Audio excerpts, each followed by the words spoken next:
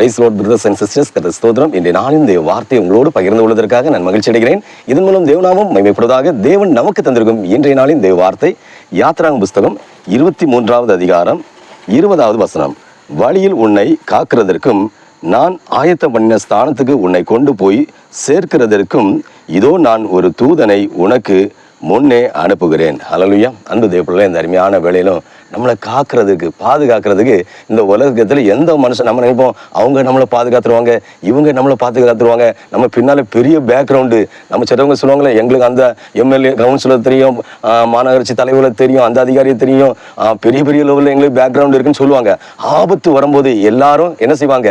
அப்படியே கைவிட்ட நிலைமையில இருப்பாங்க. அர்ஜென்ட் ஒரு மோசமான சூழ்நிலை மாட்டிருக்கும் போது இவங்கெல்லாம் கண்ணுக்கு தெரிய மாட்டாங்க. ஆனா எப்ப தெரிவாங்கன்னா, நம்ம எல்லா இதுல இருந்து எல்லாம் முடிச்ச பிறகு, எப்படின்னா நம்ம காக்கப்பட்டு யார் மூலியமோ நம்மளை வந்து கடவுள் காப்பாத்தின பிறகு அதுக்கும் பிறகு சொல்லுவாங்க, நான் இந்த நேரத்துல இருந்தா நான் அப்படி செஞ்சிருவேன், உங்களுக்கு நான் இப்படி செஞ்சிருவேன், அப்படி பேசுவாங்க. ஏன்னா அவங்க அந்த நேரத்துல செய்யணும்னு நினைச்சா செஞ்சிருக்கலாம், ஆனா அவங்க செய்ய மாட்டாங்க. இந்த உலகத்துல காப்பாற்றணும்னு சொன்னா வானமின் சிங்காசனம் பூமியின் பாதப்படின்னு சொன்ன ஆண்டவர் சிவமாகிய இயேசு கிறிஸ்துவை மட்டுமே காப்பாற்ற முடியும். தேவப்பிள்ளைய நம்ம அந்தரங்கமா ஜெபிச்சோம்னா அவர் வெளியரங்கமா உதவி செய்ய வல்லவரா இருக்கிறார். அவர் வசனத்தை என்ன சொல்ற பாருங்க. வசனத்தை என்ன பேசுறா?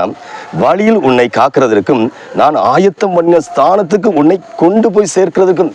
பாருங்க, நம்மளை பாதுகாக்கிறதுக்கும் ஒரு ஆயத்தமான ஒரு ஸ்தலம். எப்படின்னா ஒரு பெரிய போஸ்டிங். அடுத்து நமக்கு ஒரு போஸ்டிங் இருக்கு, ஆனா அதுக்கு விரோதமாக நிறைய பேர் நம்ம கூடலே இருக்கிறாங்க. நம்ம வேலை செய்யற இடத்துல நிறைய பேர் கூட இருந்துட்டு அந்த குழி பறிப்புக்கான்னு சொல்லுவாங்களே, நம்ம முன்னால நல்லா பேசுவாங்க, பின்னால வந்து கத்தி வச்சு குத்துற மாதிரி இருப்பாங்க. இப்படி சொல்லி ஒரு பெரிய ஸ்தானத்துக்கு நம்மளை உயர்வடைய போகிற அந்த சூழ்நிலையில அந்த ஸ்தானத்துக்கு போக முடியாதபடி கோல் சொல்லி அந்த இடத்துக்கு அவங்க போக பிரயாசப்படுவாங்க. நீங்க ஒண்ணு மட்டும் புரிச்சிடுங்க, ஏற்ற வேலை வரும்போது உங்களை உயர்த்துவதற்கு, உங்களை ஆசீர்வதிப்பதற்கு, உங்களை மேன்மைப்படுத்துவதற்கு, உங்களை விடுவிப்பதற்கு ஒரே ஒரு நபர் தான் இருக்கிறாரு. உங்க கூட என்னதான் பழகினாலும், உங்க குடும்பத்துல உங்க கூடவே இருந்தாலும் யார் எப்படிப்பட்டவங்கன்னு கண்டுபிடிக்க முடியாது.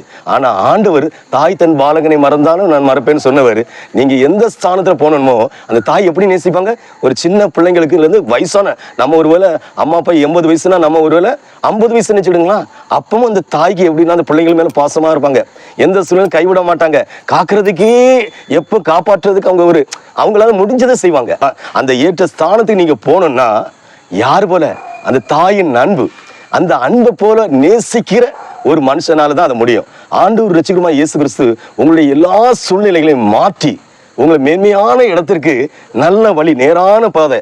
நீங்க வந்து கரடு முரடான பாதையில போனாலும் அந்த வழியெல்லாம் தாங்குற பலம் தகுறவர், தாங்குற பலம் தாராரு, தப்பி செல்ல உதவி செய்யறாரு. உதவி செஞ்சு என்ன செய்யறாருன்னா, அப்ப தாய்மார்களை எப்படி நேசிக்கிறாங்க அதே மாதிரி தாயை காட்டில 1000 மடங்கு கோடி மடங்கு நம்மளை சிநேகிக்கிறாரு, அன்பு செய்கிறாரு. அந்த அன்பான ஆண்டவர் என்ன சொல்றாருன்னா, வசனத்தை இன்னும் ஒரு தடவை வாசிப்போமா? ஹல்லேலூயா.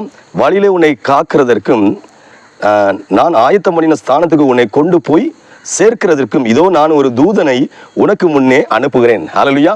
சில வேலையில சொல்ல நம்ம இப்போ தூதன் இதுல இருக்குது. சில வேலையில சில நண்பர்களை நம்ம தருவாங்க பாத்தீங்களா. சில வேலையில போனா நமக்கு அங்க கிடைக்காது, ஆனா சில நண்பர்கள் மூலியமா ஒரு உதவி கிடைக்கும்.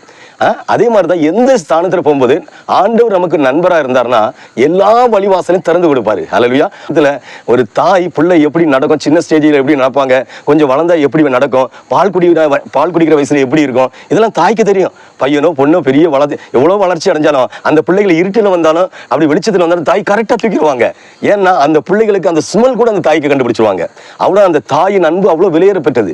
அந்த தாயை காட்டிலும் 1000 மடங்கு அன்பு ஆண்டவர் ரட்சகருமாகிய இயேசு கிறிஸ்துவிலே இருக்க தேவ பிள்ளைகளே. ஆண்டவர் என்ன செய்யறாருன்னா, நீங்க எங்க போனாலும் 24 மணிக்கூறும் அவர் உங்களை பார்த்துட்டே இருக்கிறாரு. ஏன்னா அவர் எங்கும், அவருடைய கண்கள் எங்கும் உங்களை சுற்றி தெரிஞ்சுட்டே இருக்கு.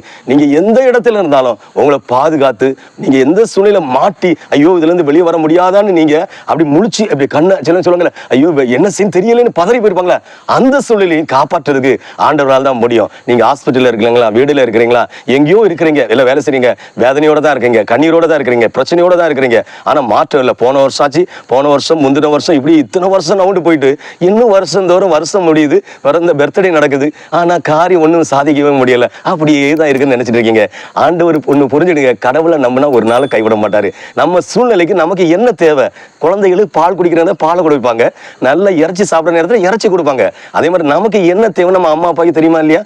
தெரியும். அப்ப அம்மா அப்பாவையும் படைத்தவர் அவருக்கு தெரியுமா இல்லையா? அந்த அண்ட சராசரி படைத்த பரம்பொருள் அவர். அவருக்கு தெரியாதது ஒண்ணுமே இல்லை. அவர் ஒரு நாள் கைவிட மாட்டாரு. கண்ணின் இமை போல உங்களை காத்துக்கொள்வாரு. நீங்க எதை குறிச்சும் கலங்காதீங்க. யாருமே உங்களை தூக்கி விட முடியாது. ஆண்டவரை நம்புங்க. ஆண்டவர் இயேசு கிறிஸ்து உங்க வாழ்க்கையில உங்களை பாதுகாக்கிறவரா இருக்கிறாரு. உங்களை மேன்மையான ஸ்தானத்தில் கொண்டு போய் விடுகிறவரா இருக்கிறாரு. உங்களை விடுவிக்கிறாரு. அவர் சமூகத்தை ஜெபிப்போமா? ஜெபம். ஹல்லேலூயா.